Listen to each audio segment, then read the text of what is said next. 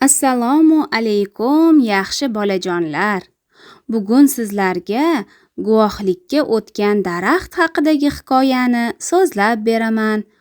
Umar ibn Hattob radhiyallohu anhu rivoyat qiladi.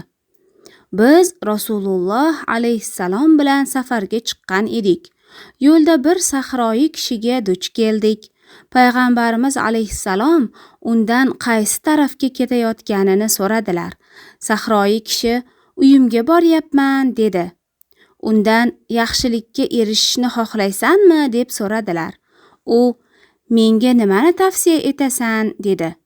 Shunda payg'ambarimiz alayhissalom meni Alloh taolo yer yuziga payg'ambar qilib yubordi. Unga iymon keltirishing sen uchun saodatdir dedilar.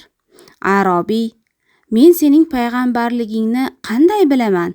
Bu so'zlaringning rostligiga kim guvohlik beradi dedi. Shunda payg'ambarimiz alayhissalom jilg'a tomonda ko'rinib turgan bir tup daraxtga qarab, ushbu daraxt mening payg'ambarligimga guvoh beradi. Sen daraxtga borib, seni Rasululloh chorlayapti deb ayt. U senga guvohlik beradi dedilar. Sahroyi arab payg'ambarimiz alayhissalom aytganlaridek qildi. Daraxt orqa oldi va yon tomonlariga egilib qimirlay boshladi.